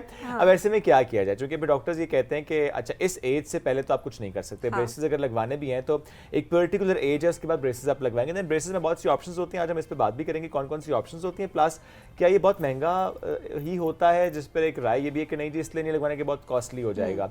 सो इकोनॉमिकल ऑप्शंस क्या है, कॉस्ट इफेक्टिव ऑप्शंस क्या है, इस पर आज हमें बात करनी है। हमें ज्वाइन की ऑर्थोडोंटिस्ट हैं डॉक्टर सना तारिक साहिबा, असिस्टेंट प्रोफेसर भी हैं, पढ़ाती भी हैं और साथ मुख्तलिफ जगहों पर वो प्रैक्टिस भी कर रही हैं। अस्सलाम वालेकुम जी, कैसी हैं आप? अस्सलाम वालेकुम, अल्लाह का शुक्र, thank you for calling me. Thank you so much for joining us today. ज़्यादा मसला क्या होता है, लोग जो आपके पास लेकर आते हैं वो दांत टेढ़े का है, वो दांत पीले का है, वो दांत ना होने का है, वो क्या है? एक्चुअली ये सारे मसले हैं, Okay. Because I am consultant orthodontist, तो मेरे पास ज़्यादा जो प्रॉब्लम्स आते हैं वो रिलेटेड टू दांतों के टेढ़े होने और बच्चों के ये प्रॉब्लम्स आते हैं। Okay. बट ये जो आपने बाकी मसले बताए हैं ना, ये भी उतने ही कॉमन हैं Okay. और ये एज के साथ वेरी करते हैं। जो दांतों का ना होना है वो ज़्यादा ओल्ड पॉपुलेशन में होता है, और जो दांतों की सफाई और इसके साथ बैड ब्रेथ और ये सारी चीज़ें ये उन टीन एज पॉपुलेशन में, those who are more concerned about their appearance, उसमें ज़्यादा आती हैं। बट इट इज़ नॉट कि ये बच्चों में नहीं हो सकती या बड़ों में नहीं हो सकती। तो ये सारे प्रॉब्लम्स एग्जिस्ट करते हैं। To what we see normally और I C normally is more जो बच्चे आते हैं टेढ़े दांतों के साथ। ये हमारा आज का मौजू हो गया जनाब, टेढ़े दांत। तो पहला सवाल यह है कि बच्चों के दांत टेढ़े मेढ़े क्यों आ रहे हैं? अच्छा, इसकी भी मल्टीपल कॉजेज हैं। एक तो जो मोस्ट कॉमन कॉज है वो जेनेटिक कॉज है, ठीक है। It is determined by your genes के आपके दांत टेढ़े आने या सीधे आने। अच्छा। फिर कुछ इन्वायरमेंटल फैक्टर्स हैं जिनमें आपने आधी बातें तो आपने बता दी हैं। डाइट, जो हमारी आजकल जो प्रोसेस्ड फूड है, processed food is a two edge sword. एक तो वो दूध के दांतों को जल्दी ख़राब कर देते हैं, उसकी वजह से वो जल्दी गिर जाते हैं, तो नीचे वाले दांतों का अपना इरप्शन सीक्वेंस खत्म हो जाता है और पाथ खत्म हो जाता है कि हमने कहाँ जाना है। उस दूध के दांत की रूट ने उसको गाइड करना होता है कि यहाँ आना है, वो ख़त्म हो जाती है गाइडेंस। सेकंड ये है कि उनकी उस डाइट की वजह से जो नॉर्मल वियर और टीयर होता है ना, हमने कभी सोचा था कि आपकी एज में या हमारी एज में कि हम दांत निकलवाने जा रहे हैं दूध के। आजकल it is a very common practice कि वो दांत गिर ही नहीं रहा, लटक रहा है, बिकॉज वो नॉर्मल वियर टीयर प्रोसेस नहीं हो रहा होता, बिकॉज हमारी फाइबर कंटेंट डाइट का ख़त्म हो गया। तो ये कुछ रीजंस हैं जिसकी वजह से हो जाता है। फिर जो मोस्ट कॉमन रीज़न है वो आपकी जेनेटिक को ही मैं एक्सप्लेन कर दूं थोड़ा।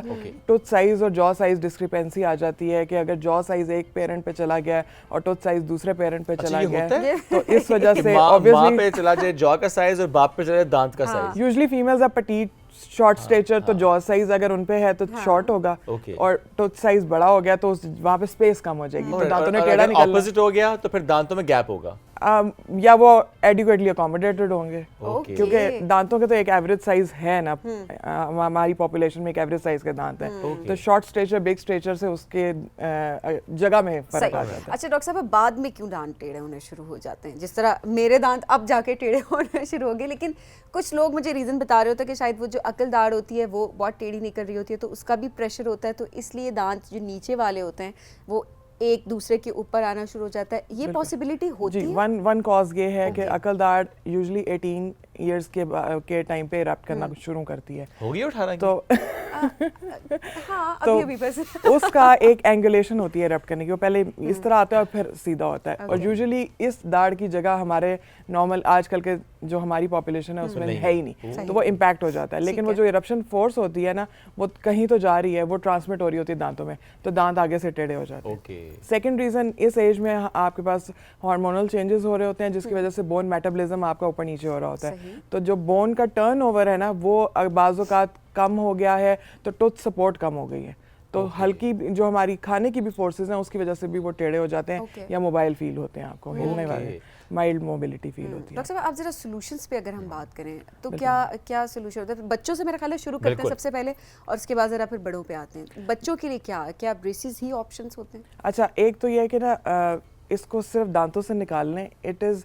हम दांतों को जॉज के ऊपर तो सीधा कर देते हैं, अगर जॉज की अलाइनमेंट ठीक नहीं है, एक दूसरे के साथ कोऑर्डिनेशन ठीक नहीं है, तो क्या हम उन पे दांतों को सीधा कर सकते हैं? तो पहले हमने जॉज को ठीक करना है। तो इन जॉज को ठीक करने के लिए 2 एजेस हैं। एक आपका बच्चा जब ग्रोइंग फेज में है, ठीक है, तो उसमें अगर आएगा तो हम कुछ स्पेसिफिक किस्म की अप्लायंसेस लगाते हैं दैट आर नॉट ब्रेसेस, जो दांतों के ऊपर लगती हैं, उससे हम जॉज की ग्रोथ को मॉड्यूलेट करते हैं। किस एज में लगाते हैं? आप जो ऊपर वाले जॉ के लिए it's the age is 8, 9, 10 years, ठीक है, और इसी तरीके से नीचे वाले जॉ की एज जब बच्चा हाइट पकड़ रहा होता है, वो वेरिएबल होता है, बच्चे पे डिपेंड करता है, but average it is from 10, 11, 12, 13।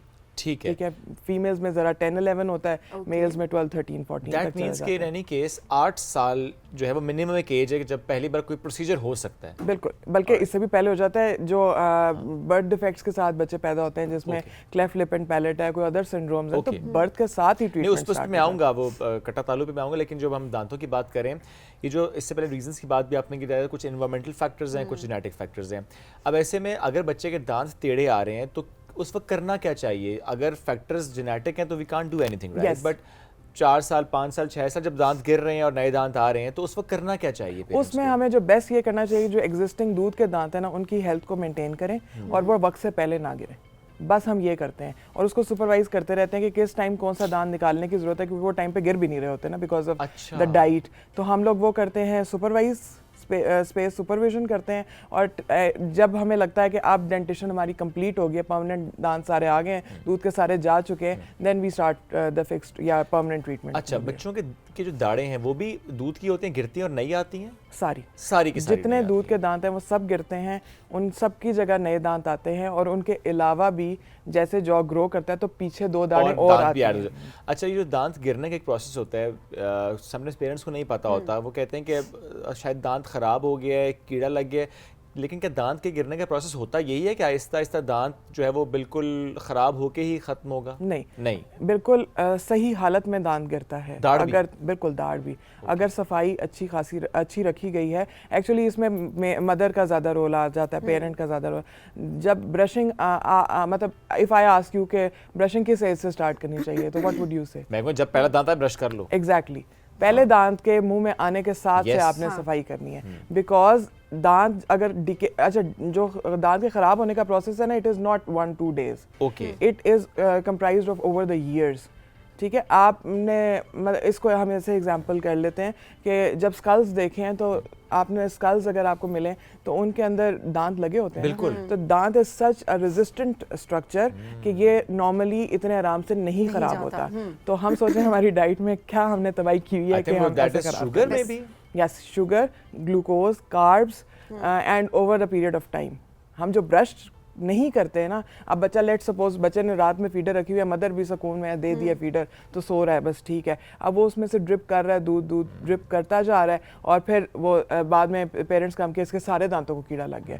इस डिजीज का नाम है नर्सिंग बॉटल कैरीज। इसको कहते ही इसलिए कि वो मुंह में फीडर रखने की वजह से सारे दांत खराब हो जाते हैं। अच्छा, जो पेसिफायर होता है उसका इस्तेमाल बहुत उससे दांत तो में कैविटीज नहीं बनती, दांत बाहर की तरफ हो हाँ, जाते हैं। उससे ये प्रॉब्लम्स आते हैं क्योंकि वो एक स्पेस ऑक्यूपाई कर लेते हैं ना मुंह के अंदर, ऊपर के दांतों और नीचे के दांतों में ओवरलैप नहीं रहेगा, वो इस तरीके से बाहर को और आगे को और एकदम उनके दरमियान में वर्टिकल ओवरलैप, मतलब स्ट्रक्चर ही चेंज कर देता है। हाँ, और पीछे से भी जॉ नैरो हो जाएगा, थंब सकिंग से भी और पेसिफायर से भी। अच्छा, तो ये देखिए इतने सारी माएँ हैं जो बच्चों को अभी दांत, और वही एक स्टेज होती है जिसमें बच्चों के दांत आ रहे होते हैं, लेकिन ये जब 2-3 years तक ना इट्स ठीक है, मतलब उसका यूज ठीक है। उसके बाद अगर प्रोलॉन्ग्ड यूज है ना, तब जब बोन ज्यादा हार्ड हो रही है, डेवलप हो रही है, तब फिर ये डैमेज करता है। 2 years तक इट्स फाइन। बच्चों के लिए ब्रश का तरीका आप क्या रिकमेंड करेंगे? बिकॉज वो तो इतने, जब एक दांत की आप बात करिए, 2-3 दांत की बात करिए, तो मतलब वो तो इतने फ्रिजाइल हैं कि आपको डर ही लगता है कि आप उनको ब्रश दें।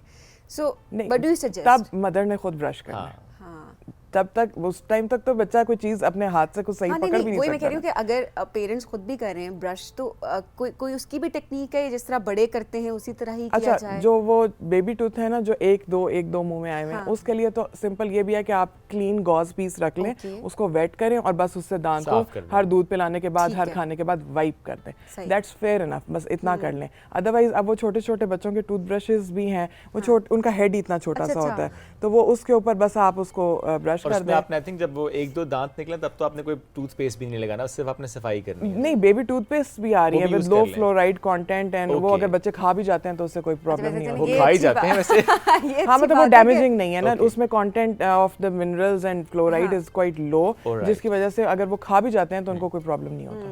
ब्रेसेस में कोई ऐसी ऑप्शंस होती हैं जो कि कॉस्ट इफेक्टिव होती हैं? आपको क्या लगता है कि why is it so expensive?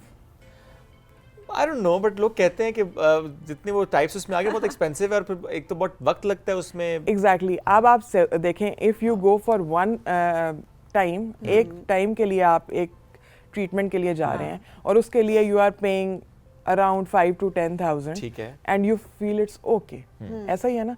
अब आप उसी को सोच लें over a period of 2 years, every month 1 visit. अब आप देखें कि वो जो इतने एक्सटेंडेड टाइम के ऊपर जो कॉस्ट है वो बढ़ जाएगी। वो बढ़ नहीं जाएगी, वो जितनी होनी चाहिए उससे ऑलरेडी पाकिस्तान में कम है, अच्छा। जो नॉर्मल है। आप यही कॉस्ट को कंपेयर करें अपना यूके से, इंग्लैंड से या यूएसए से, तो वहाँ पे बहुत एक्सपेंसिव है। और हमने ये भी पेशेंट्स देखे हैं जो मतलब वहाँ से यहाँ आते करवाने हैं, आते हैं ट्रीटमेंट, दैट आई एग्री। उसमें टिकट और वो सारी चीजें ऐड करके फिर भी करके वहाँ वो से कहते हैं सस्ता कि यहाँ पड़ता से है। वो तो सस्ता है। बहुत सारे प्रोसीजर्स होते हैं जो कि यहाँ की हाँ। हम अक्सर बुराई कर रहे होते हैं, अच्छा ये है वो है, महंगाई है ये वो। वाकई अगर आप उसको कंपैरिजन करें तो जाहिर आप सी इस बात है कॉस्ट को यहाँ as per- bulk one time ना देखें आप, और Division में है ना? हमने लेनी भी नहीं होती one time. Okay. It's bit of it is in the beginning and then ठीक है। in small doses but I am over a sure period कि of इसमें 1 डॉक्टर year। साहब ऑप्शंस तो होंगी ना, जिसमें कुछ आते हैं वो इनविजिबल, कुछ डिफरेंट आते हैं, कुछ बिल्कुल। में डायमंड्स तक लगे होते हैं। आई मीन स्टोन्स लगता है मुझे लगे हुए हैं दांतों नहीं, के वो ऊपर। सिरेमिक ब्रेसेस होती हैं, Okay. वो टूथ कलर की होती है ब्रैकेट, वो मतलब करीब से देखें तो नजर आएगी। हाँ जी, नॉर्मल इसमें एक और भी होता है वो जो जिसमें तारें होती हैं और तारों के ऊपर ऐसे ऐसे डायमंड्स लगे होते हैं। वो मेटल ब्रेसेस हैं, वो Metal braces, yeah. That's the most common thing जो हम हाँ। आजकल प्रैक्टिस So कर रहे हैं। different- डॉक्टर different साहब, होते हैं ना। हाँ, कौन कौन से ऑप्शंस हैं हमारे पास ब्रेसेस में जो कि इस्तेमाल किए जा सकते देखें, एक तो मैंने पहले आपको बताया कि यंग एज में बच्चे आए तो रिमूवेबल अप्लायंसेस लगा के हम ठीक उनके है। जॉज को ठीक है। वो करते हैं। मैंने तो पहले आपने उसका जबड़ा ठीक करना है, दांत बाद में ठीक होगा। हाँ, और ये चीज आप देखें तो जरूर बच्चों को लेकर आए। Okay. इट्स नॉट के मतलब हम क्या करते हैं, बच्चों का मजाक उड़ाना शुरू करते हैं, इसके ऊपर के दांत बाहर हैं, ये देखो इसका मुंह नहीं बंद होता। हम तो बच्चे भी दांत पे दांत पीयर चढ़ शेमिंग गया है करते और- हैं। हम रैबिट रैबिट, हाँ, ये जो है, और दोंदा हैं। और पता नहीं क्या कुछ, compliment है। तो वो बच्चों पे साइकोलॉजिकल इफेक्ट भी डालता है। डालता है। ठीक है, अच्छा। उनका कॉन्फिडेंस भी शैटर होता बिल्कुल है। ऐसा तो ही। दैट्स द टाइम आप जरूर दिखाएं। और दिखाने से क्या होगा, हम आपको ये बता देंगे कि अभी ट्रीटमेंट करना है, हाँ। कब करना है, क्या करना है, गाइडेंस मिल जाएगी। हाँ, मतलब बिल्कुल। और फिर यू नो कि मैंने क्या करना है। That's true. और बच्चे को भी होगा कि I am being taken care of, तो वो एक जो साइकोलॉजिकल उस पर ट्रॉमा आना है ना, वो कम हो जाता है उसके ऊपर। तो वो एक तो वो एज है। फिर उसके बाद जो फिक्स्ड ब्रेसेस का ट्रीटमेंट है, वो आइडियल एज यही है जब दांत पूरे परमानेंट आ जाएं, 11-12 साल की उम्र से स्टार्ट करते हैं। और ये किसी भी एज में हो सकता है, प्रोवाइडेड कि आपके दांत हेल्दी हैं। ये 50-60s में भी हो सकता है ट्रीटमेंट। अच्छा, इसके अलावा डॉक्टर साहब वक्त बड़ा मुख्तसर है, कुछ और इश्यूज भी तो होते हैं जो कि आपने आगाज में जिक्र भी किया था, कटा तालू। बिल्कुल इस पर भी आप लोग काम करते हैं? बिल्कुल, इस पर भी हम काम करते हैं। और orthodontics is the first person जो बच्चे को देखता है, बिकॉज हमने उसके कटा तालू भी होता है और कटा लिप भी होता है। कटा लिप तो एक आप समझ लें कि एक एस्थेटिक प्रॉब्लम है ना देखने में, और वो कटा तालू एक फंक्शनल प्रॉब्लम है। बच्चा दूध नहीं पी सकता उससे, वो दूध वो सक करने की कोशिश करता है, नाक से बाहर आ जाता है। तो बच्चा इज अनएबल टू मतलब फीड ही नहीं कर पा रहा, तो वो सर्वाइवल इशू बन जाता है उसके लिए। तो फर्स्ट चीज जो हम उनको बना के देते हैं वो फीडिंग प्लेट बना के देते हैं। एंड आई हैव एक्सपीरियंस कि फीडिंग प्लेट हमने मुंह में रखी है, फीडर रखी है, और बच्चा गटागट 2-3 सेकंड के अंदर पूरी फीडर खत्म कर जाता है। तो that means they are hungry, और वो मतलब वो उनको एक लाइफ सेवर होता है। उसके बाद हम जो डी रेंज सेगमेंट्स होते हैं, कोई कहीं प्लेस्ड है, कोई कहीं प्लेस है, उसको अपनी पोजीशन पे लेके आते हैं। छोटी सी अप्लायंस बनाते हैं, उसको हर हफ्ते 3-4 दिन बाद एक्टिवेट करते हैं, उसको नई बनाते हैं, फिर उसको दोबारा लगाते हैं, फिर उसके ऊपर टेपिंग करते हैं ताकि वो सारा सेगमेंट्स बराबर आ जाएं। उसके ऊपर फिर 3 महीने का जब बच्चा होता है तो हम लिप रिपेयर, पहली सर्जरी करते हैं, तो लिप सी देते हैं। ठीक है, फिर प्राइमरी पैलेट रिपेयर होता है, वो हम करते हैं। उसमें जो पैलेट है ना, उसके सॉफ्ट टिश्यू को बंद कर देते हैं। 15 से 18 महीने की एज में ये काम करते हैं विद इन फर्स्ट 2 years। तो इससे क्या होता है कि वो जो डिसकंटिन्यूटीज है ना, वो हमने बंद कर दी। मैनेजेबल है और हाँ। जाहिर है और इसका फिर ये इलाज ट्रीटमेंट है। आगे चलता भी रहता है टिल द एज ऑफ 20। जैसे जैसे जिस ऑर्गन की ग्रोथ आती है उसके साथ उसको हम ट्रीटमेंट एड्रेस करते हैं। करते हैं। अच्छा कि किस early- हद तक ट्रीट वैसे हो जाता है, कितने % अगर हम कहें कि कंप्लीटली ट्रीट अगर तो ठीक तरीके से ठीक टाइम पे ट्रीटमेंट हुआ हुआ है, तो एट दी एंड आपको फर्क नहीं पता लगता। अच्छा, कि जो इस 20 इयर्स बच्चे की को- आप बात करिए या बिल्कुल। उससे भी पहले, डिपेंड्स कि लेकिन आप टाइमली किस स्टार्ट expect होना बड़ा और इंपॉर्टेंट। इसमें स्पीच भी प्रॉब्लम होती है बच्चों Yes, को, तो वो भी आवाज बेहतर आपने बात सुना नहीं है कर वो सकते, वो हम नेजल देख रहे ट्वैंग होते होता है, आपको उस बच्चे की बात समझ नहीं आ रही होती, फिर उसका ट्रीटमेंट अलग है, उसके बचपन में स्पीच थेरेपीज हैं, फिर बाद में सर्जिकल ट्रीटमेंट्स Okay. हैं, तो ये भी साथ साथ चलते रहते हैं। बिल्कुल। ग्रेट डॉक्टर साहब, थैंक यू सो मच। हमने 2-3 मौज़ूआत पे गुफ्तगू करने की कोशिश की है, हालांकि हमने कोशिश करनी थी कि सिर्फ हम टेढ़े मेढ़े दांतों में बात करें, लेकिन ज़ाहिर है डॉक्टर साहब की हमने एक्सपर्टीज से फ़ायदा उठाया है। Thank you once again. हम एक ब्रेक की तरफ बढ़ने, ब्रेक से वापस आएंगे, रहिए हमारे साथ। ये है राइजिंग पाकिस्तान।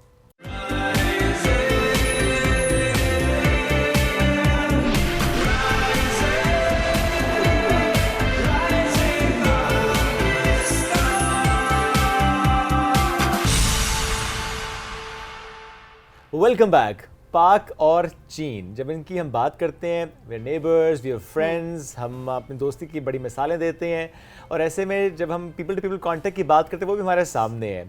आज जो हमारा मौज़ू है वो है चाइनीज़ न्यू ईयर। तो बहुत से लोगों को इससे मुताबिक नहीं मालूम होगा कि चाइनीज़ जो न्यू ईयर है वो कब स्टार्ट होता है, कैसे स्टार्ट होता है। उनकी 15 डेज़ की जो सेलिब्रेशन होती हैं वो ना सिर्फ चाइना बल्कि जहाँ जहाँ चाइनीज़ बसते हैं वहाँ वहाँ उसका एक अपना रंग होता है, अपना एक उसका मिजाज, अपनी एक वाइब होती है। पाकिस्तान में भी सेलिब्रेशन बिल्कुल। इस हवाले से अगर देखा जाए तो अच्छा, लेकिन बड़ी इंटरेस्टिंग चीज़ है कि जब आप वैसे किसी भी मुल्क का कोई कल्चर है, कोई त्यौहार है, जब उसको सेलिब्रेट कर रहे होते हैं तो वो आपको एक कनेक्शन फील हो रहा होता है, स्पेशली जब दोनों मुल्कों के लोग एक जगह पर इकट्ठे हों और वो दोनों मिलकर उसको सेलिब्रेट करें, तो वो जो सिनर्जी होती है ना, जो आप पीपल टू पीपल टाइज की बात करें शुएब, आई थिंक वो एक बड़ा एक ज़बरदस्त एक माहौल सा होता है जो आपको देखने को मिलता है। तो ऐसे में आज हम इस न्यू ईयर से मुतालिक बात भी करेंगे कि इस साल थीम क्या है, कैसे उसको सेलिब्रेट किया जा रहा है, और जब मैंने 15 डेज़ की बात की तो स्टार्ट कैसे होता है, एंड कैसे होता है। लेकिन उससे पहले जब हम बात करते हैं पीपल टू पीपल कांटेक्ट की, तो जो चाइनीज़ मीडिया ग्रुप है उनकी उर्दू सर्विस, उनकी तरफ से एक ज़बरदस्त मैसेज है, एक वीडियो मैसेज है, बल्कि कहना चाहिए कि वीडियो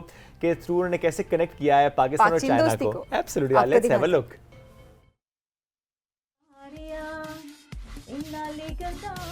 没参与过这个节目啊。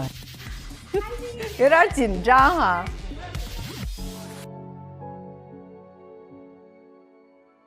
我爸妈说中国和巴基斯坦是最好的朋友。巴基斯坦在我心中是肯定是除了中国之外最喜欢的国家。那么巴基斯坦给我印象是非常非常深的，而且也非常愿意再去，希望有机会。这是一个对我们很尊重的国家，这是我们真正的一个朋友，所以对待朋友，我觉得我们不需要有太多的私心，就去爱就好。我爱巴基斯坦，我爱巴基斯坦，我爱我爱我爱我爱你，巴基斯坦。我爱巴基斯坦，我爱巴基斯坦，我爱中国，我爱巴基斯坦。 मुझे पाकिस्तान से प्यार है। मुझे पाकिस्तान से मोहब्बत है। जिंबा दोस्ती जिंदाबाद। I love पाकिस्तानी, पाकिस्तानी भाइयों, सलाम वालेकुम, दिल से प्यार करते हैं आपको।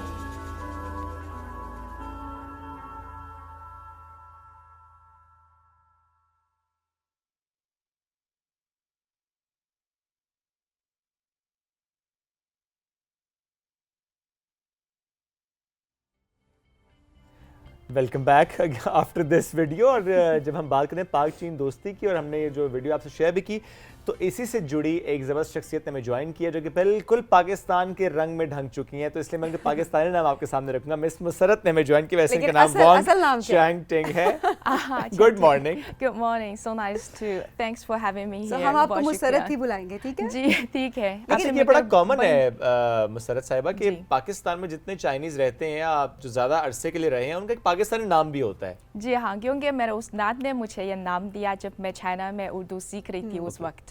और जी मोहब्बत की वजह से मेरे पास एक उर्दू नाम भी है। जबरदस्त।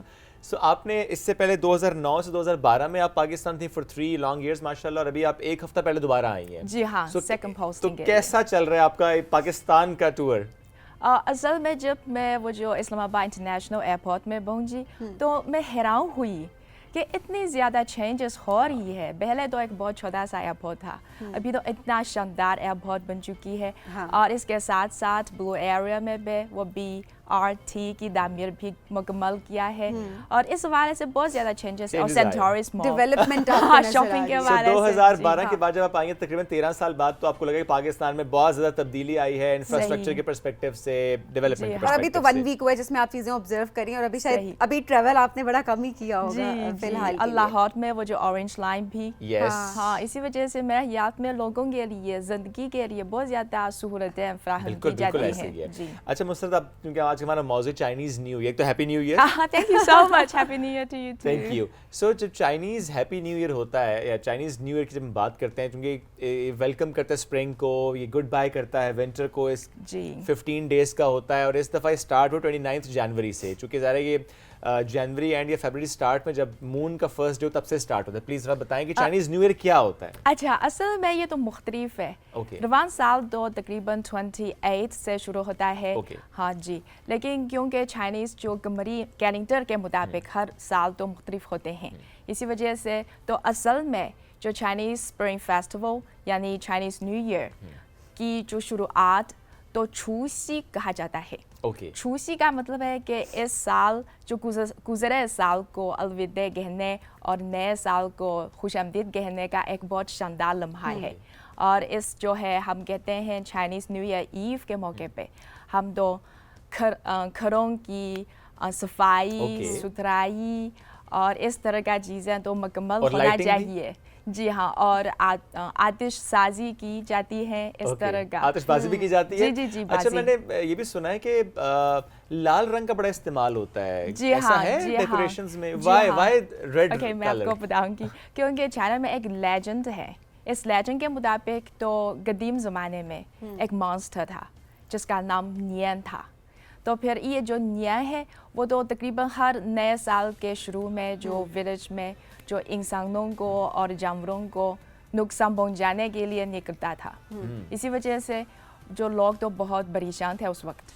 लेकिन बाद में लोगों ने दरियाफ्त किया है कि ये जो मॉन्स्टर था वो रेड कलर और आँख से खौफज़दा था।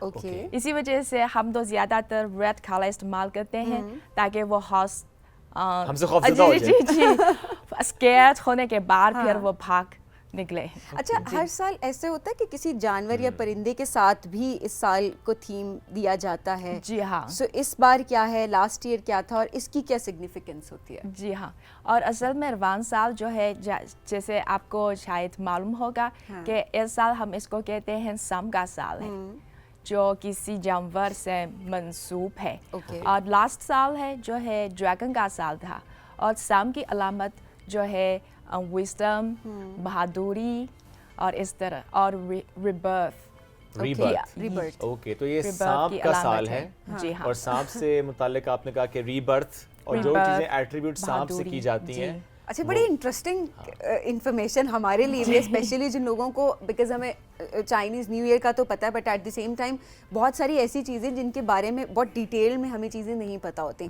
अच्छा, और कौन कौन से रिचुअल्स होते हैं, कौन कौन सी रस्में होती हैं जो कि आपके वहाँ पे, जिस तरह हमारे यहाँ पूरे 15 दिन क्या क्या चीज़ें होती हैं जो कि फॉलो कर रहे होते हैं, कैसे शुरुआत होती है और कैसे इसको एंड किया जाता है? अच्छा, वो जो न्यू ईयर ईव पे हम दो घर जो फैमिली वाले इकट्ठे होकर फिर वो जो रात का खाना खाते हैं और इसके बाद हम दो अक्सर दावत पे CMG स्प्रिंग फेस्टिवल गाला देखना है। और इसके बाद तो फिर शायद आपको मालूम होगा कि जो ईदी की तरह हाँ, बड़े लोगों के लिए ये तो ज़रूरी है, बच्चों के लिए वो जो पैसे देना है। जी हाँ, इससे मिलता जुलता है। किसी भी कल्चर के जो हम सिमिलैरिटीज और डिफरेंसेस की बात कर रहे हो तो देखिए ये कितनी ज़बरदस्त एक सिमिलैरिटी है। ईद पे हम ईदी देते हैं, न्यू ईयर पे आप बच्चों को ईदी देते हैं। मुसरत, आप ईदी देती हैं, ईदी लेती हैं? इसमें महसूस है। सॉरी, आप ईदी देती हैं बच्चों को या आप ईदी लेती हैं बड़ों से?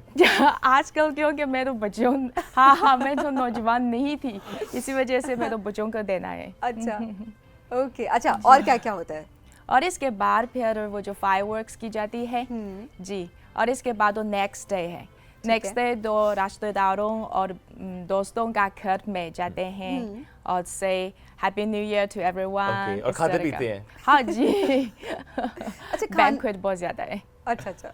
अच्छा, आप थोड़ा सा बताएं कि चाइना के अलावा हम देखते हैं बहुत से और ममालिक जहाँ पे चाइनीज़ रहते हैं, वहाँ पर भी हम देखते हैं कि वो रंग होता है इस न्यू ईयर का, चाइनीज सेलिब्रेट कर रहे होते हैं। तो थोड़ा सा पाकिस्तान के पर्सपेक्टिव से बताएं कि यहाँ पे कैसे इवेंट्स हो रहे हैं, कैसे आप लोग इसको सेलिब्रेट कर रहे हैं। जी हाँ, असल में चाइनीज एम्बेसी ने एक बहुत शानदार वो जो तकरीब का इनागात किया। इसके साथ साथ कल हमने PNCA में नेशनल आर्ट्स ऑफ काउंसिल में भी CMG की तरफ से एक शानदार इवेंट का इनागात किया भी है। और जो his excellency minister Sahib, information minister Sahib और मैरीटाइम मिनिस्टर साहिब भी हमारे इवेंट में शिरकत की है।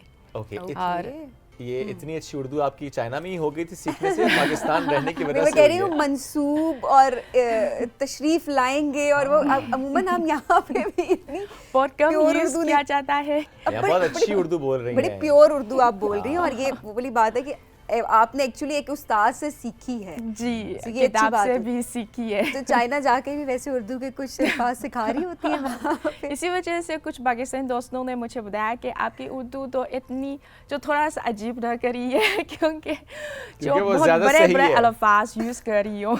आप हैवी उर्दू का इस्तेमाल कर रही हैं। यस, हैवी उर्दू है तो वो ज़्यादा अच्छा है, मैं सुन के मज़ा आ रहा है। सो अभी जो चाइनीज़ मीडिया ग्रुप है वो किस तरह से पाकिस्तान में काम कर रहे हैं, थोड़ा सा इससे मुतालिक भी बताएं। अच्छा जी, सबसे पहले मैं चाइना रेडियो इंटरनेशनल के लिए काम करती थी उस वक्त, उस ज़माने में 2009 से 2012 तक।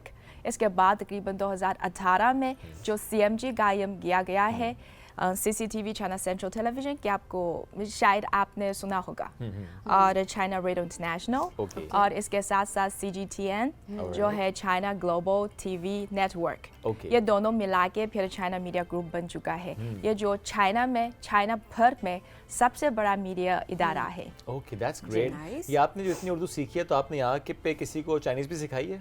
हाँ, वैसे जो मैं तो सिखाना चाहती हूँ, अगर आप सीखते चलें सिखाएं। आज हमें कुछ जुमला सिखाएं। हैप्पी न्यू ईयर जो है वो चाइनीज में कैसे कहते हैं वो हमें सिखाएं। 新年快乐， 新年快乐 जी, हैप्पी चाइनीज न्यू ईयर।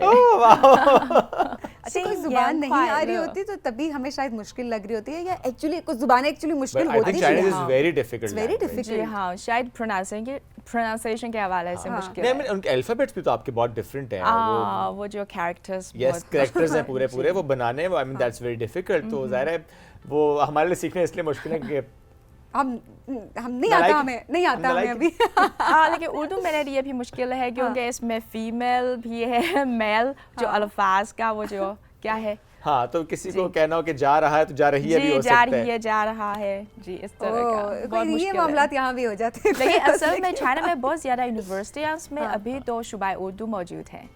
बहुत ज़्यादा स्टूडेंट्स अभी उर्दू सीख रहे हैं, मेरे याद में शायद CPAC की वजह से। ओके जी हाँ, क्योंकि यहाँ पे बहुत ज़्यादा प्रोजेक्ट्स जारी है, इसी वजह से जी ट्रांसलेशन की ज़रूरत है, इंटरप्रिटेशन की ज़रूरत है। ऑलराइट, ऐसे आप थोड़ा सा बताएं कि पाकिस्तान में जब पहले भी आप 3 साल रही हैं और अभी ज़रा भी आप इस वीक आप आई हैं, बट अभी आप और जाएंगी, ट्रैवल करेंगी, आई am sure you will be enjoying much more इंशाल्लाह।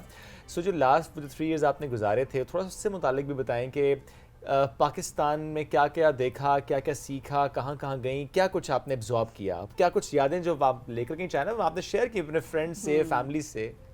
असल में मेरा एक दोस्त और मैं टेलीफोन पर बात कर रहे थे, और उन्होंने ये कहा कि आपको मालूम है जो शादी मुझे सबसे इंटरेस्टिंग लगी है वो एक चाइनीज़ कपल की शादी थी। जी हाँ, क्योंकि वो मेरी शादी का जिक्र कर रहे थे। मेरी शादी भी इस्लामाबाद में हुई जी, और मेरी शादी भी चाइनीज अंदाज से हुई थी कि पाकिस्तानी अंदाज से हुई थी? पाकिस्तानी स्टाइल में हुई थी। चाइनीज से हुई थी या पाकिस्तानी से हुई थी? सही, क्योंकि मैं और मेरे शौहर की मुलाकात भी इस्लामाबाद में हुई थी। इसी वजह से पाकिस्तान तो मेरे लिए ना सिर्फ एक मुल्क है, बल्कि वो जो खुसूसी अफेक्शन, खुसूसी जज्बात से भी ताल्लुक़ रखते हैं। इसी वजह से पाकिस्तान तो हमेशा मेरी ज़िंदगी के अहम लम्हात में एक बहुत अहमियत रखता है। तो थोड़ा सा बताएं ना, उस शादी में कौन कौन सी रस्म में हुई थी जो कि याद है आपको? पाकिस्तानी अंदाज से क्योंकि मुझे मालूम है पाकिस्तान शादी तो बहुत ज़्यादा जो फंक्शंस होते हैं, इसीलिए हम सब मिला के तो फिर एक फंक्शन वलीमा में रिसेप्शन हुई थी, तो उसमें फिर क्या क्या हुआ?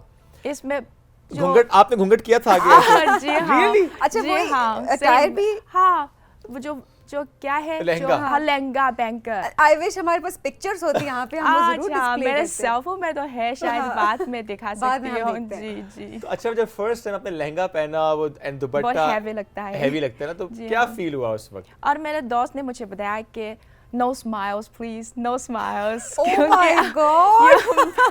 You are going to marry to someone else, no smile. Pakistani शादी में तो स्माइल की जरूरत नहीं है। वैसे change हो गया मामला। अब मामला चेंज हो गया। कौन से साल की बात है?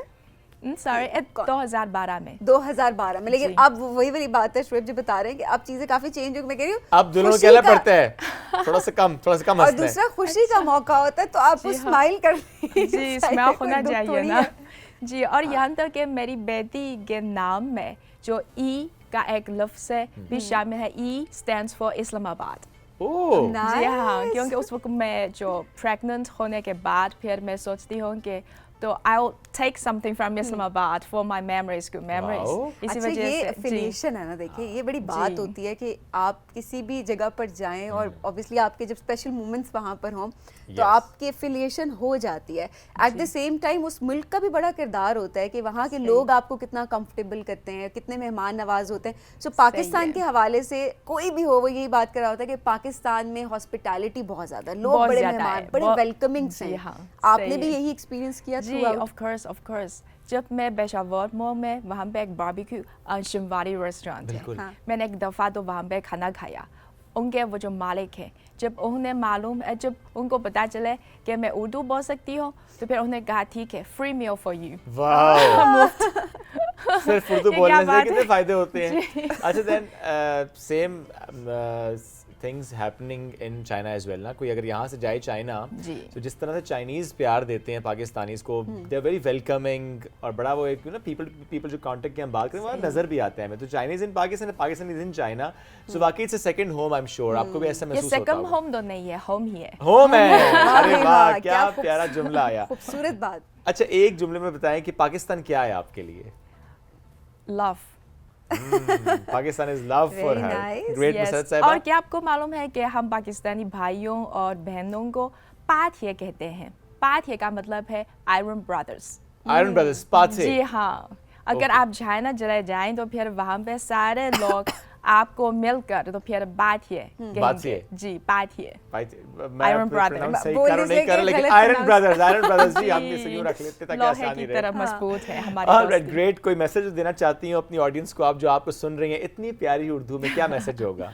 जो चाइनीज न्यू ईयर के मौके पे मैं तमाम सामीन को ये बताना चाहती हूँ कि आप सेहतमंद होंगे और खुश रहेंगे, ताकि और हमारी जो दोस्ती है लाजवाब दोस्ती है और रवान साल को मजीद आगे बढ़ाया जाएगा। जबरदस्त, वाकई बड़ी प्यारी सी उर्दू में बड़ा प्यारा सा उन्होंने मैसेज दिया मुझसे। साबा थैंक यू सो मच, बहुत शुक्रिया वंस अगेन।